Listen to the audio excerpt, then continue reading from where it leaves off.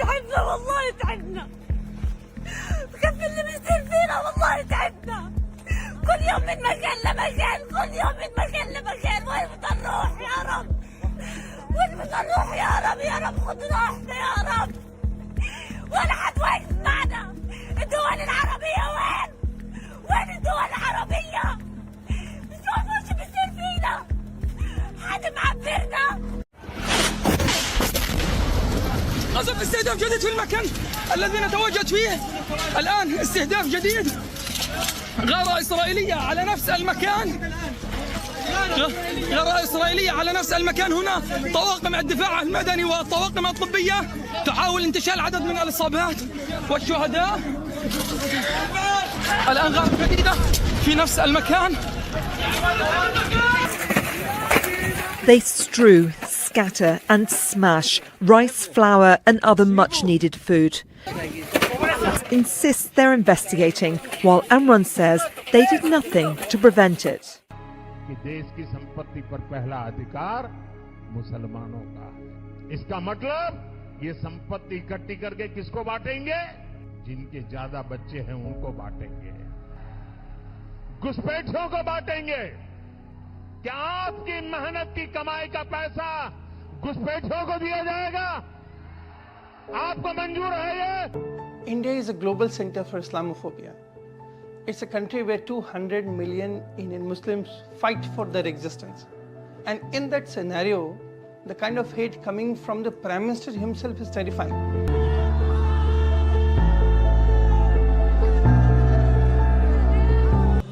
हम कहाँ जाए भैया? आपके बीच में आया कोई वोट मांगने के लिए? ये हमारा वतन है, हमारे बाप दादा यहीं दफन हुए और यहीं हमारे बच्चे दफन होंगे। हम नहीं कहीं जाएंगे। हमसे कहते भागो पाकिस्तान। हम पाकिस्तान के नहीं हैं, हम हिंदुस्तान के हैं, समझे?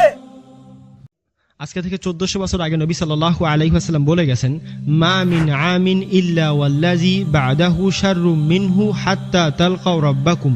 প্রত্যেক সামনে আসা বছর তার পিছনের বছরের থেকে বেশি ফিতনা ফাসাদ নিয়ে আসবে। আজকে পুরো দুনিয়ায় মুসলমানের হালাত খারাপ হয়ে আছে, চাই হুকুমতি হালাত, দিনী হালাত, আখলাকি হালাত, ফাইন্যান্সিয়াল হালাত, এডুকেশনের হালাত, ঘরোয়া হালাত, এরকম প্রত্যেকটা জিনিসে ফাসাদ খারাপই আপনি দেখতে পারবেন। দিনী ফাসাদ, বেহায়াই, অশ্লীলতা, অনেকে দিনকে ছেড়ে দিচ্ছে ফাইন্যান্সিয়াল কারণে, পলিটিক্সের কারণে, রিলেশন পেয়ার মহব্বতের কারণে। আজকে ইন্টারন্যাশনাল লেভেলে ইসলামের খেলাফ প্রপাগান্ডা চালানো হচ্ছে, বিশেষ করে পলিটিশিয়ানরা করছে।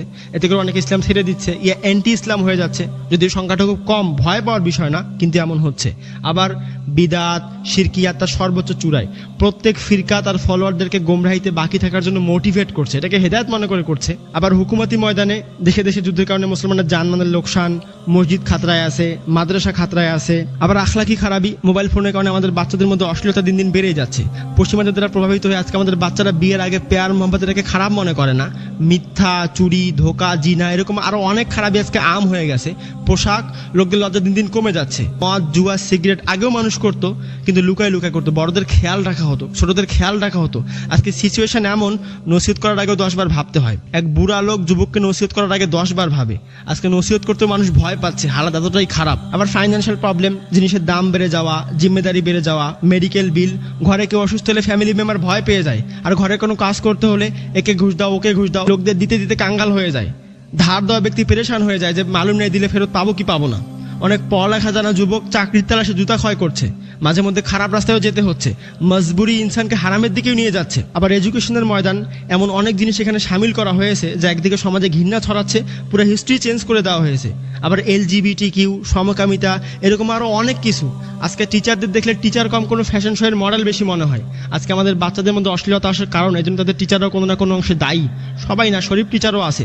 আমাদের বাচ্চারা সকাল সন্ধ্যা স্কুলে যাচ্ছে, কোচিংয়ে যাচ্ছে, কিন্তু কি শিখে আসছে মালুম নাই। পাস হচ্ছে দুনিয়াতে, কিন্তু দিনে ফেল হচ্ছে, আখলাকে ফেল হচ্ছে। খানদানি হালাত, ফ্যামিলি সিস্টেম, এখানেও ফাসাদ আছে। শাশুড়ি বউয়ের মামলা এত ডেঞ্জার হয়ে গেছে, বউ বলে আমি খেদমত করতে পারবো না, এটা আমার দায়িত্ব নয়। শাশুড়ি বলে হয় সে বাড়িতে থাকবে, না হলে আমি। বেটা পেরেশান, কি করবো এখন, গলায় দড়ি দিব ইয়া কি করবো। শাশুড়ি বউ যদি নাও থাকে, স্বামী স্ত্রীর সম্পর্ক কি? তার ফেসবুক ফ্রেন্ড লিস্টে এত মেয়ে ফ্রেন্ড, তার ফেসবুক ফ্রেন্ড লিস্টে এত পুরুষ ফ্রেন্ড। না বউকে সময় দিচ্ছে, না বাচ্চাকে সময় দিচ্ছে, তার বিয়াতের কোনো মহল নেই। ঘরে যুবতী মেয়ে পড়তেছে পড়তেছে পড়তেছে, কিন্তু কি পড়তেছে মালুম নাই। না দিন জানে, না ঘরের কোনো কাম জানে, কি করতেছে না করতেছে কারো দেখার টাইম নেই। খানদানি মজবুতি, ভাই ভাইয়ের পরোয়া নেই। আজকে ডিভোর্স বহুত ইজি হয়ে গেছে, ছোট ছোট কথায় ডিভোর্স। অনেক সময় স্বামীর অ্যাফেয়ার বউ জানতে পারলে ডিভোর্স, বউয়ের অ্যাফেয়ার স্বামী জানতে পারলে ডিভোর্স। আবার মেডিকেল ইস্যু, আগে পেট ব্যথা করতো, মাথা ব্যথা করতো, হার্টের প্রবলেম ছিল, কিন্তু আজকে ঘরে ঘরে ডিপ্রেশন, অ্যাংজাইটি, ওসিডি, এডিএসডি, এরকম আরো অনেক নাম আছে, বাইপোলার ডিসঅর্ডার, এগুলো সব সাইকোলজিক্যাল প্রবলেম যা দিন দিন বেড়েই যাচ্ছে। কারণ হালাত চারিদিকে এত খারাপ, মানুষ ঠিকমতো ভাবতে পারছে না, পেরেশান হয়ে যাচ্ছে, সকাল সন্ধ্যায় ভায়োলেন্স দেখতে দেখতে পেরেশান হয়ে যাচ্ছে। তো মোট কথা হচ্ছে হালাত চারিদিকে খারাপ, আর হাদিস মোতাবেক এটা বছর বছর বাড়তে থাকবে, এমনকি কিয়ামত এসে যাবে। কিন্তু কথা হচ্ছে এই হালাতে হাল কি?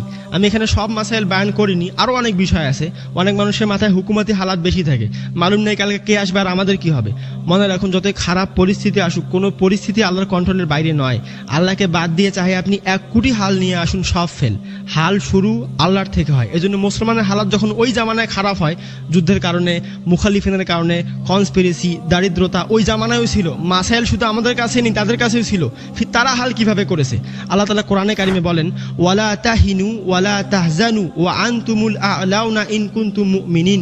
হিম্মত হারো না আর দুঃখ করো না। আল্লাহ বলছেন ডিপ্রেশনে যেও না, তোমরাই জয়লাভ করবে, শর্ত যদি তোমরা ইমানদার হও। ওয়ালা তাহিনু ওয়ালা তাহজানু, হিম্মত হারো না আর দুঃখ করো না। হিম্মত হারানো ফিউচারের দিক থেকে, আর দুঃখ করা পাস্ট আর প্রেজেন্টের দিক থেকে। আল্লাহ বলছেন ফিউচারের জন্য তোমাদের হিম্মত হারানো যাবে না, আর পাস্টের জন্য তোমাদের দুঃখ করা যাবে না। পাস্টের দুঃখ অনেক সময় মানুষের প্রেজেন্টকে প্রভাবিত করে, আর মানুষ কিছুই করতে পারে না। পাস্টের দুঃখ প্রেজেন্টে কিছু করার ক্যাপাসিটিকে খারাপ করে দেয়। আল্লাহ বলছেন সেটা পিছনে ছেড়ে দাও। ওয়া আনতুমুল আ'লাউনা, তোমরাই জয়ী হবে, উঁচাইতে তোমরাই পৌঁছাবে। শর্ত কি? ইন কুনতুম মুমিনিন, যদি তোমরা ঈমানদার হও। আল্লাহ বলছেন যতই খারাপ পরিস্থিতি আসুক, হিম্মত হারো না। হুকুমত আসবে যাবে, সিঙ্গিস খান এসেছে গেছে, তাতারি এসেছে গেছে, মুসলমান এখনো আছে। পরিস্থিতি খারাপ হবে, কিন্তু ভয় পাওয়া যাবে না যে আমরা কিছুই করতে পারবো না। হিম্মত হারানো যাবে না। We are survivors. আমরা অনেক মৌসুম দেখেছি, ঠান্ডা গরম আমরা অনেক সহ্য করেছি, কোথাও যাইনি, আমরা এখনো আসি, আর কিয়ামত পর্যন্ত ইনশাআল্লাহ আমরা থাকবো। ইনকনভিনিয়েন্স আসবে, ডিফিকাল্টিস আমাদের আসবে, কিন্তু হিম্মত হারানো যাবে না। ওয়ালা তাহিনু ওয়ালা তাহজানু ওয়া আনতুমুল আ'লাউনা, হিম্মত হারো না, দুঃখ করো না, তোমরাই জয়ী হবে। কি থাকলে? মিলিটারি পাওয়ার, হুকুমত, এডুকেশন, টেকনোলজি, সায়েন্স, দুনিয়ার মাল, মেজরিটি, নো। এই সমস্ত জিনিস তার নিজের জায়গায়, আমরা অস্বীকার করছি না, কিন্তু এটা সেকেন্ডারি। নাম্বার 1 কি? ইন কুনতুম মুমিনিন, জয়ী হবে যদি তোমরা ঈমানদার হও। তো মালুম হলো আমরা যতই বাইরের জিনিস জমা করি, আল্লাহর সাহায্য ছাড়া আমরা কখনোই জয়লাভ করতে পারবো না। আর আল্লাহর সাহায্য আসে এডুকেশন, টেকনোলজি, মেজরিটির বুনিয়াদে নয়, আল্লাহর সাহায্য আসে ঈমানের বুনিয়াদে। যে আল্লাহ বদরে ফেরেশতা পাঠিয়ে সাহায্য করেছেন, ওই আল্লাহ আজকে ফেরেশতা পাঠিয়ে সাহায্য করবে না, এটা কোথায় লেখা আছে? কিন্তু বদরের ঈমান তো নিয়ে আসো। যদি পুরো মেজরিটি মোকাবেলায় খাড়া হয়, আর যদি একজন ঈমানওয়ালা বান্দা থাকে, আল্লাহ তাআলা ওই একজন বান্দাকে জয়ী করে দিবেন। কুলনা ইয়া নারু কুনি বারদান ওয়া সালামান আলা ইব্রাহিম। হিস্ট্রি আমরা জানি ইব্রাহিম আলাইহিস সালামের। শুধু একজন মানুষের জন্য আল্লাহ শুধু তাকে জয়ী করেননি, বরং কুদরতের ল, নেচার অফ ল চেঞ্জ করে দিয়েছেন। কি এমন খাসবাত ছিল তার ভিতরে? ইন্না ইব্রাহিমা কানা উম্মাতান কানিতান লিল্লাহি হানিফা। ইব্রাহিম আলাইহিস সালাম ইমাম ছিলেন। ওলামারা বলেছেন উসওয়াতান ইমাম। কানিত ছিল, সব হালাতে আল্লাহর অনুগত্য করত। হানিফ ছিল, সব কিছু কাট করে খালি আল্লাহর হওয়া। হানিফ ইয়ানি যে সবাইকে ছাড়তে পারে কিন্তু আল্লাহকে না। তো প্রথম কথা হচ্ছে আমাদের ঈমান আকীদাকে সহি করতে হবে। যে আল্লাহ সাহাবাদেরকে ঈমানের বুনিয়াদে সাহায্য করেছেন, ওই আল্লাহ আমাদেরও করবে। কিন্তু শর্ত কি? সাহাবাদের মতো ঈমান, ইয়াকিন, তাওয়াক্কুল নিয়ে আসতে হবে। আমরা প্রত্যেকে নিজের উপর গড় করি, কতটুকু ঈমান, ইয়াকিন, তাওয়াক্কুল আল্লাহর উপর আমার আছে, কতটুকু আল্লাহর দিন আমার জীবনে আছে। আমরা আল্লাহর দিনের পরোয়া করি না, আর আল্লাহ আমাদের পরোয়া করবে, শেম অন ইউ। তো এটা প্রথম পয়েন্ট, ঈমান। আমাদের আল্লাহর দিকে রুজু করতে হবে। নাম্বার 2, আমাদের দেখতে হবে আমরা কি কি ভুল করছি। আমরা সবাইকে দোষ দিয়ে আসি, কিন্তু নিজেকে দোষ দেই না। যে সব সময় বাইরে দোষ দিয়ে আসে, তার জন্য আমি ফেল হয়েছি, তার জন্য আমার লোকসান হয়েছে, এটা হয়েছে, ওটা হয়েছে, এরকম লোক কখনো সফল হতে পারে না। সফলতা সেখান থেকে শুরু হয় যখন ভাবে আমি কি ভুল করেছি।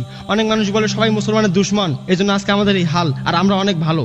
মনে রাখুন, দুশমন কালকে ছিল, আজকে আছে, কালকেও থাকবে। আমরা কিরকম এটা ম্যাটার করে। আল্লাহ তাআলা কোরআনে কারিমে বলেন, ইন্নাল্লাহা লা ইউগাইয়িরু মা বিকওমিন হাত্তা ইউগাইয়িরু মা বিআনফুসিহিম। আল্লাহ তাআলা কোনো কওমের হালাত বদলায় না যতক্ষণ না তারা নিজেদের হাল বদলায়। এই সেন্টেন্স পজিটিভ নেগেটিভ দুইভাবে হতে পারে। আল্লাহ রাসূলের একটা হাদিস এই বিষয়ে আরো স্পষ্ট ধারণা দিবে।